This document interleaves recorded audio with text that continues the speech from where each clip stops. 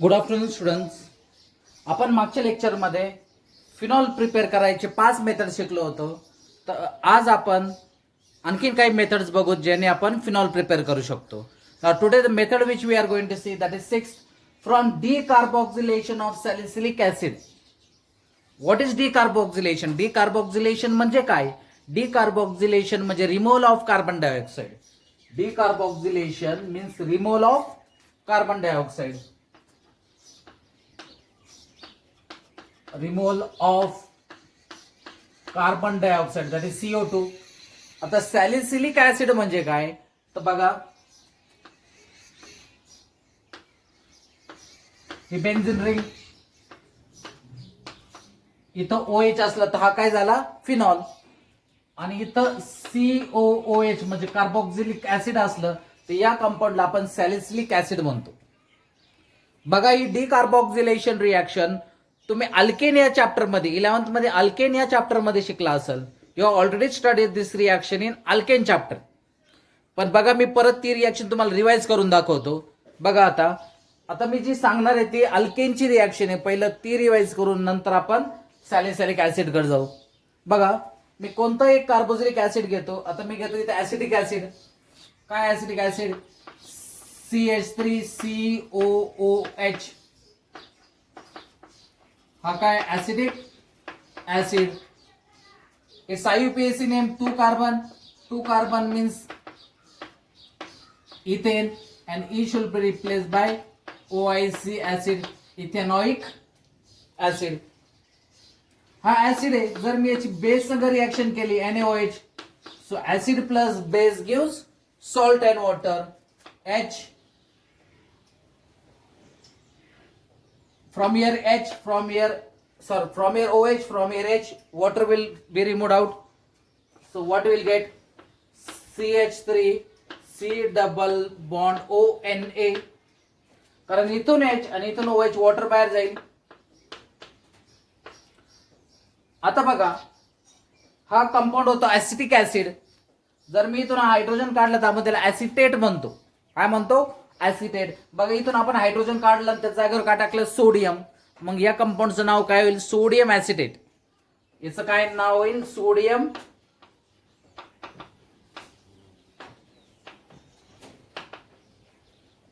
इलांच्या book मध्ये salt of carboxylic acid असं लिहिलेलं आहे. Salt of carboxylic acid. तर हा काय झाला? CH3COONA. बघा, मी इथं लिहितो CH3COONA. परत मी सेकंड स्टेप मध्ये इथे NaOH टाकलं आणि एरोवर CaO. या CaO म्हणजे हा काय झाला? क्विकलाइम. आपण चुनखडा जो म्हणतो, चुनखडा, त्याला आपण क्विकलाइम. आणि या दोघांना एकत्र NaOH plus CaO, NaOH plus CaO याला सोडा लाईम म्हणतात. तर रिॲक्शन येऊ शकते sodium acetate reacts with soda lime. Soda lime म्हणजे काय? NaOH plus CaO. आणि फक्त CaO म्हणजे काय? क्विक लाईम किंवा त्याला कॅल्शियम ऑक्साईड पण म्हणतो आपण. आता काय करायचं बघा, तुम्ही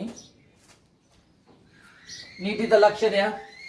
इथं काय? हा NaOH, इथून हा CH3 आणि इथून हा H.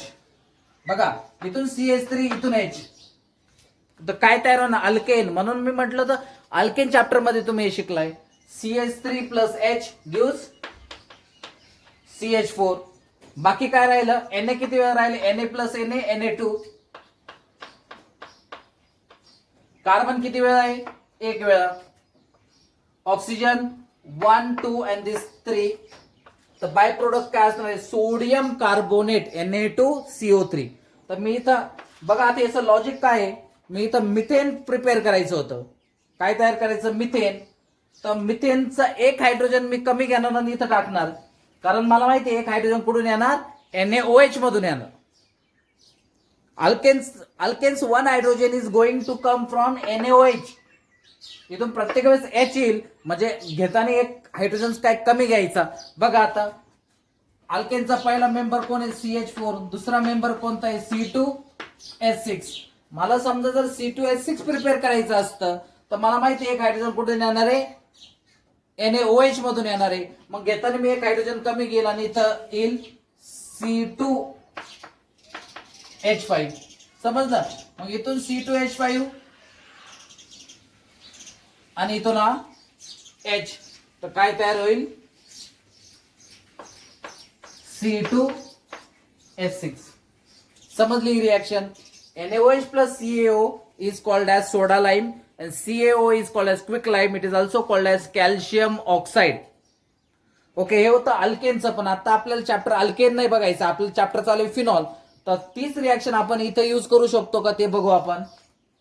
या रिएक्शन लिहायची काही गरज नाही आपल्याला, रिएक्शन लिहायची सॅलिसिलिक ऍसिडची. तर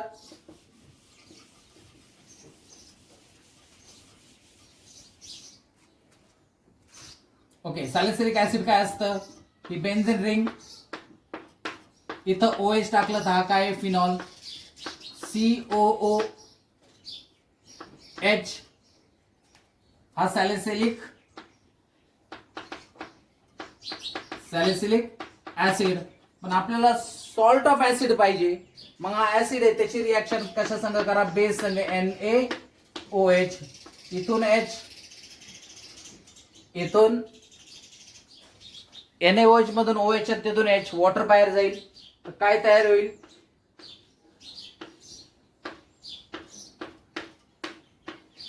OH, COO, Na plus H2O.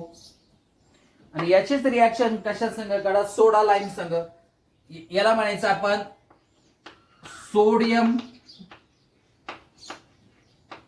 Salicylate.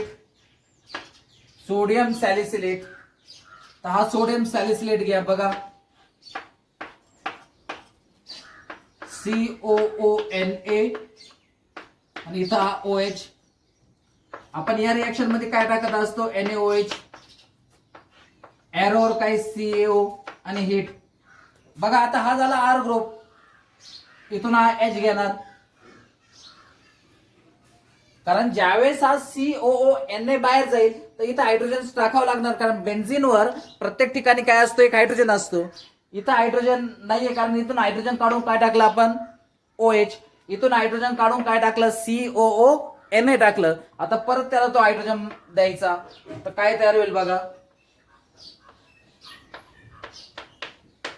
बघा झालं तयार phenol. Na plus Na, Na2CO3 sodium carbonate. बघा हा झाला. जसं आपण मिथेन घेतला होता, जसं आपण इथेन घेतला होता, ज्यावेळेस एक हायड्रोजन कमी घेत होतो त्यावेळेस फिनॉल मधून आपण एक हायड्रोजन कमी घेतला, कारण तो हायड्रोजन इथून येणार आहे. समजली रिएक्शन, खूप इम्पॉर्टंट रिएक्शन आहे. पण याला डिकार्बोक्सिलेशन का म्हणतात, बघा. हा झाला तुमचा फायनल प्रोडक्ट फिनॉल. तुम्ही कुठून स्टार्ट केलं होतं, तुम्ही स्टार्ट केलं होतं कार्बोक्सिलिक ऍसिड पासून आणि तुम्ही इथं पर्यंत आलात. तर बघा इथून हा जर CO2 काढला, मी जे सर्कल केले CO2 काढला, तर याची तर जॉईन होईल आणि लगेच हा तयार होईल. बघा बरं, तिथून जर आपण CO2 काढला तर काय होईल बघा. इथून मी जर हा CO2 काढला तर इथं हा H इथं जॉईन होईल. म्हणजेच काय झालं, तो फिनॉल. म्हणजे एवढ्या सगळ्या प्रोसेस मध्ये काय केलंय आपण, डिकार्बोक्सिलेशन केलं. मग मला सांगा, शॉर्टकट मध्ये एवढं लिहिण्याऐवजी आपण ही रिएक्शन असं लिहू शकतो का,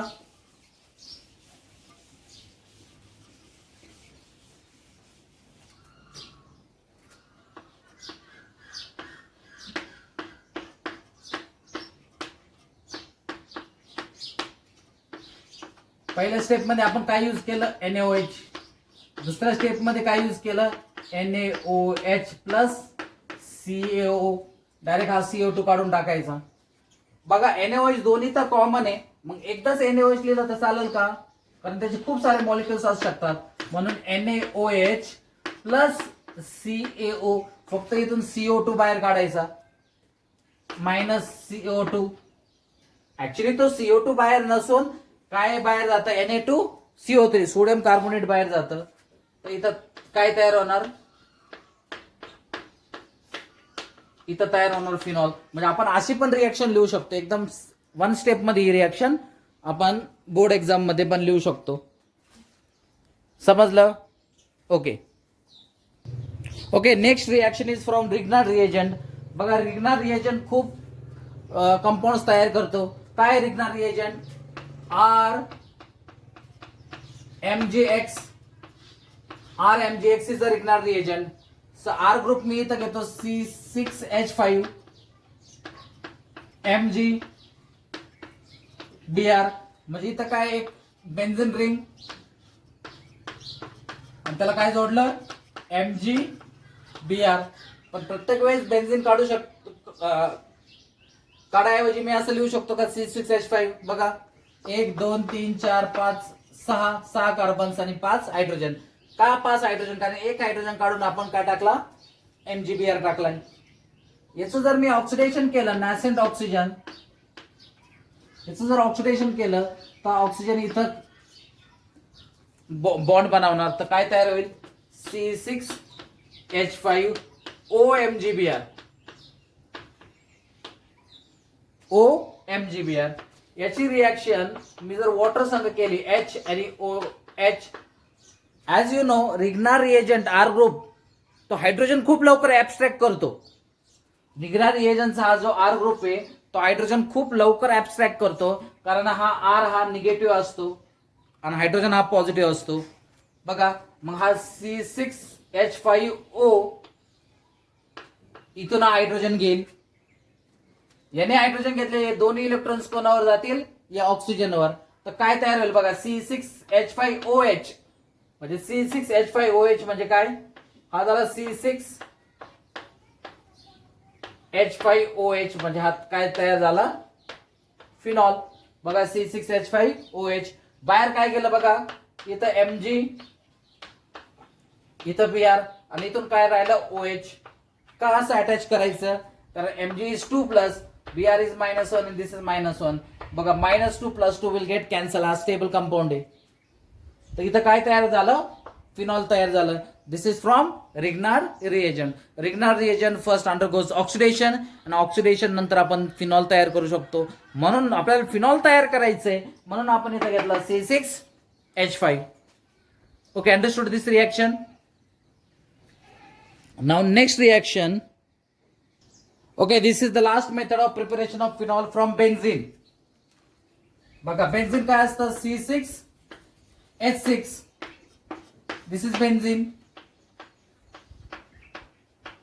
इथं प्रत्येक इथं कार्बन आहे, carbon carbon carbon carbon carbon आणि त्याच्यावर एक हायड्रोजन असतो. का हायड्रोजन असतो? कारण हा कार्बन बघा 1 2 आणि 3 बॉन्ड. कार्बनला किती बॉन्ड्स असतात? 4 बॉन्ड. म्हणजे सगळीकडे काय हायड्रोजन, इथं हायड्रोजन, इथं हायड्रोजन, इथं हायड्रोजन, इथं हायड्रोजन, इथं हायड्रोजन. म्हणून फॉर्म्युला असतो C6H6. पण असं प्रत्येक वेळेस आपण हायड्रोजन दाखवत बसत नाही. प्रत्येक वेळेस आपण हायड्रोजन दाखवत बसत नाही. आपण डायरेक्ट, तुम्ही बॉन्ड लाईन फॉर्म्युला शिकला असाल.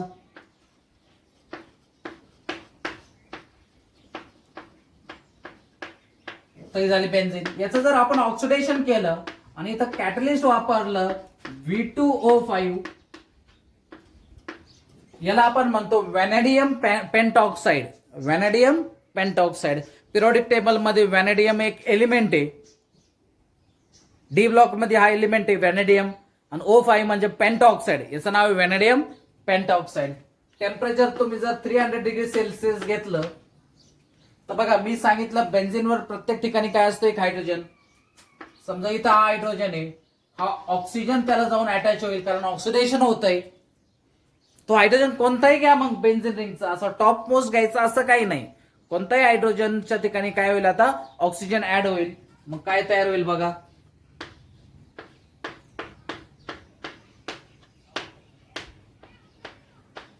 काय तयार झालं? फिनॉल. एक्झाम मध्ये क्वेश्चन येऊ शकतो, प्रिपेअर फिनॉल फ्रॉम बेन्झीन. तर बेन्झीनचं काय करायचं? ऑक्सिडेशन करायचं व्हॅनेडियम पेंटॉक्साइडच्या प्रेझेन्स मध्ये at 300 degree Celsius. So here we have finished preparation of phenol. आता आपण बघणार आहोत फिजिकल प्रॉपर्टी. आज आपण फिजिकल प्रॉपर्टी, सगळ्या फिजिकल प्रॉपर्टी कव्हर करू. पुढल्या लेक्चर पासून आपण फिनॉलच्या केमिकल प्रॉपर्टीज. एक 2 लेक्चर लागतील केमिकल प्रॉपर्टी ऑफ फिनॉल आणि नंतर आपण स्टार्ट करू ethers. Now will start with physical property of phenol. Physical property म्हणजे काय, तो कसा दिसतो, म्हणजे what is its colour, what is its smell, what about boiling point, what about melting point. समजलं. So will start with physical property. Okay, see here physical property. First physical property is phenol is colorless. Phenol काय असतं, colorless. Hygroscopic. Hygroscopic means what? Write down. Hygroscopic means a substance which on exposure to air absorb moisture. असे substance जे air मधलं moisture absorb करतं, absorb moisture from air. Hygroscopic means what? It absorbs moisture from air. जर आपण फिनॉलची bottle खूप वेळ open ठेवली तर ते मॉइश्चर काय करतं, ऍब्सॉर्ब करतं. It is colourless, hygroscopic, crystalline solid. It's a crystalline solid. But आपण फिनॉल हा कलरलेस आहे, पण काही दिवसानंतर त्याचा पिंक कलर तयार होतो. का पिंक तयार होतो? कारण त्याचं ऑक्सिडेशन होतं. ऑक्सिडेशन कशाच्या प्रेझेन्स मध्ये होईल? ऑक्सिजनच्या प्रेझेन्स मध्ये.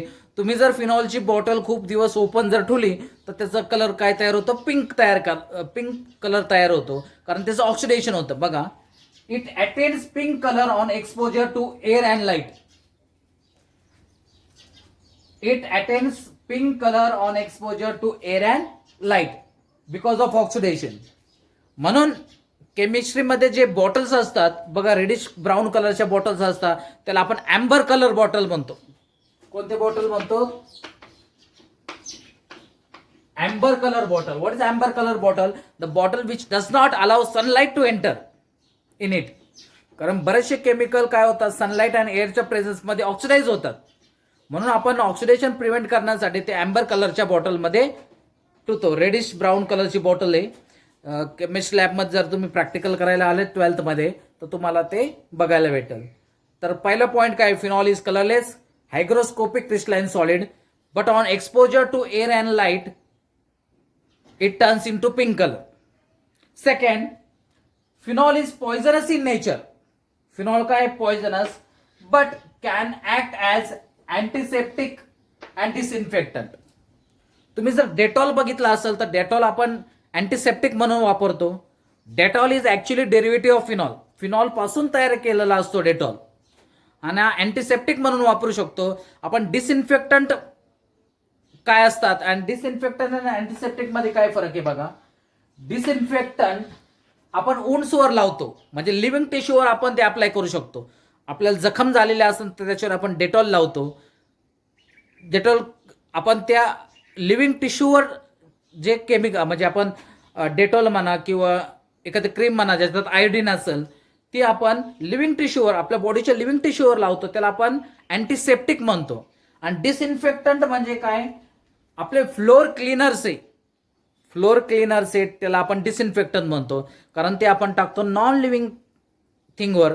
आपले जे फ्लोअर क्लीनर असतात त्याच्यात पण फिनॉलचे डेरिव्हेटिव्ह असतात. बघा, डेटॉल आपण डायरेक्ट आपल्या वुंड्सवर जर लावलं तर ते act as an insecticide, sorry antiseptic. It acts as antiseptic. पण जर फिनॉल आपण वॉटरमध्ये टाकून फ्लोअर क्लीन केलं तर इट ऍक्ट्स ॲज डिसइन्फेक्टंट. तर समजलं डिसइन्फेक्टंट आणि अँटीसेप्टिक मधला फरक. ओके, तर phenol is poisonous in nature. It's a poisonous, but it can act as antiseptic and disinfectant. Now we'll move for the third point. Yes, next point you see, phenol are slightly soluble in water. Phenol is slightly soluble, but it is readily soluble in organic solvent. बघा, phenol मध्ये काय सगळीकडे carbons आहे, आणि मी तुम्हाला सांगितलं like dissolves like. Polar compounds हे polar solvent मध्ये डिझॉल्व्ह होतात, आणि नॉन पोलर हे नॉन पोलर सॉल्व्हंट मध्ये डिझॉल्व्ह होतात. फिनॉल हा नॉन पोलर कंपाऊंड आहे किंवा ऑर्गॅनिक कंपाऊंड आहे असं धरू. Organic compound will dissolve in organic solvent and inorganic compound will dissolve in inorganic solvent. Phenol, carbons are present, so phenol is an organic compound, so it will dissolve in organic solvent म्हणजे जसं chloroform, CaCl3, carbon tetrachloride, CCl4. म्हणून phenol हा खूप कमी प्रमाणात वॉटरमध्ये soluble असतो, पण organic सॉल्व्हंटमध्ये तो रेडिली सोल्युबल होतो. नेक्स्ट पॉईंट बघा, it is less soluble than alcohol. It is less soluble than alcohol. बघा अल्कोहोलचा फंक्शनल ग्रुप काय, ROH, ROH, आणि वॉटर काय, OH, H2O. मी काय म्हटलं होतं, हायड्रोजन बॉन्डिंग आठवतं तुम्हाला, इंटरमॉलिक्युलर हायड्रोजन बॉन्डिंग कधी शक्य आहे, ज्यावेळेस खूप इलेक्ट्रोनिगेटिव्ह ॲटम असेल. खूप इलेक्ट्रोनिगेटिव्ह ॲटम्स कोणते, एक तर फ्लोरीन, ऑक्सिजन, नायट्रोजन. लक्षात ठेवायचं, phone, FON, phone, fluorine, oxygen, nitrogen. त्याच्यावर जर हायड्रोजन असेल तर हायड्रोजन बॉन्डिंग होते. बघा ऑक्सिजन आहे, त्याच्यावर हायड्रोजन आहे, या हायड्रोजन आणि या ऑक्सिजन मध्ये काय होईल, हायड्रोजन बॉन्डिंग होईल. असंच ROH. बघा अशा बॉन्डिंगमुळे काय होतं, alcohols are more soluble in water. पण जसा हा R ग्रुपची साईज वाढत जाईल, म्हणजे मिथेन, इथेन, प्रोपेन असं साईज ज्यावेळेस वाढत जाईल, सोल्युबिलिटी काय होते, कमी होते. जसे R ग्रुपची साईज वाढत जाईल, R ग्रुप म्हणजे काय, हायड्रोकार्बन आहे, hydro carbon, CH3, C2H6, carbon आणि हायड्रोजन अशा कंपाऊंडला काय म्हणतो आपण, हायड्रोकार्बन. आणि हायड्रोकार्बन ला हायड्रोफोबिक इन नेचर असतात. Hydrophobic means water hating. Hydrophobia आपण म्हणतो, ज्याला पाण्याची भीती त्याला आपण काय म्हणतो, हायड्रोफोबिया. तसा हायड्रोकार्बन काय असतो, वॉटरचा फोबिया असतो त्याला. म्हणून R ग्रुप जसा साईज R ग्रुपची वाढल तसं सोल्युबिलिटी काय होईल, कमी होईल. तर तुम्ही इथं हा अल्कोहोल आहे, फिनॉलच्या केसमध्ये काय असणार, इथं C6H5 किंवा अशी बेन्झीन रिंग काढू शकता तुम्ही, फिनॉल.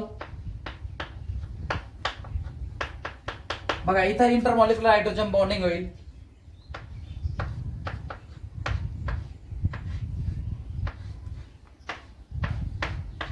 इथं पण इंटरमॉलिक्युलर हायड्रोजन बॉन्डिंग होईल. पण बघा याची R ग्रुपची साईज किती मोठी आहे, C6H6, C6H5. आता या केसमध्ये कारण इथून हायड्रोजन काढलं, C6H5 नंबर ऑफ कार्बन्स जास्त आहे आणि खूप बल्की स्ट्रक्चर आहे, म्हणून याची सोल्युबिलिटी काय होते, कमी होते. जसं हायड्रोकार्बनची साईज वाढल तशी त्याची सोल्युबिलिटी काय होत असते, कमी होत असते. समजलं. तर हा होता तिसरा पॉईंट, खूप इम्पॉर्टंट पॉईंट आहे. क्वेश्चन येऊ शकतो, phenols are less soluble in water than alcohol, explain. तर तुम्ही लिहायचं, in alcohol there is intermolecular hydrogen bonding. Same bonding can be possible in phenol, but phenol R group is bulkier group. As bulkiness increases, solubility decreases. हे तुमचं उत्तर असणार आहे. Now we'll see the last point of physical property of phenol. Okay, see the last point. Phenol has higher boiling point than corresponding hydrocarbon. Corresponding म्हणजे काय, तितक्याच कार्बनचा hydrocarbons. म्हणजे आता फिनॉलचं फॉर्म्युला आहे C6H5OH. तर 6 कार्बनचा जो हायड्रोकार्बन आहे त्याला आपण हेक्झेन म्हणतो.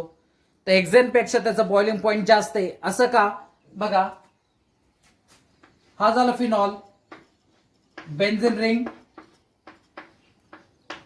OH.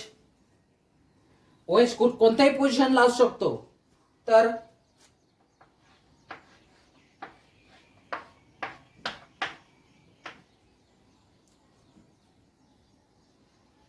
हा O, इथं पण हा O आणि हा H. बघा याचा ऑक्सिजन, याचा हायड्रोजन, परत याचा ऑक्सिजन, दुसऱ्याचा हायड्रोजन, असं इंटरमॉलिक्युलर हायड्रोजन बॉन्डिंग होऊ शकते. बघा अशी, हा OH,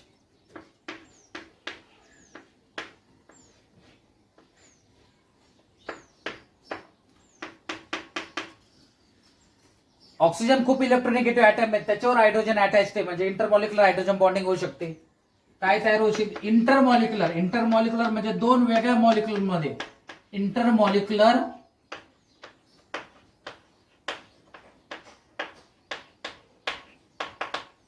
hydrogen bonding. Intermolecular hydrogen bonding. मग या इंटरमॉलिक्युलर हायड्रोजन बॉन्डिंग मुळे काय होतं? असं बॉइलिंग पॉईंट वाढतं. कारण आपल्याला याला बॉईल करायचं असेल तर पहिली बॉन्डिंग ब्रेक करावं लागणार आणि नंतर हा मॉलिक्यूल ब्रेक करून तो वेपरमध्ये कन्वर्ट होईल. म्हणजे आपल्याला इंटरमॉलिक्युलर हायड्रोजन ब्रेक करण्यासाठी आणखीन काही हिटची गरज आहे, म्हणून याचं बॉइलिंग पॉईंट काय असतं? जास्त असतं. तर याचं हायड्रोकार्बन बघा C6H6 सॉरी 6 कार्बनचं हायड्रोकार्बन CH3 हे रफ करतो. जर आपण अल्केन घेतला 6 कार्बनचा CH3 CH2 CH2 CH2 CH2 and CH3 होऊ शकतं का याच्यात इंटरमॉलिक्युलर हायड्रोजन बॉन्डिंग?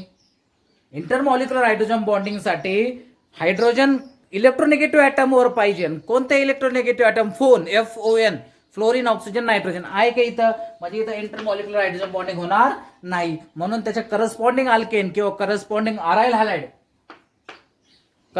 अरायल हॅलाइड पेक्षा त्याचं बॉइलिंग पॉईंट काय असेल? जास्त असेल. तर याचं उत्तर काय असेल? Due to intermolecular hydrogen bonding. तर अशा पद्धतीने आपण सगळ्या फिजिकल प्रॉपर्टी पण एकदम डिटेलमध्ये स्टडी केलाय. नेक्स्ट लेक्चरला आपण बघू फिनॉलच्या केमिकल प्रॉपर्टी. तर काय अडचण असेल या लेक्चरमध्ये तर नक्की कळवा. थँक्यू.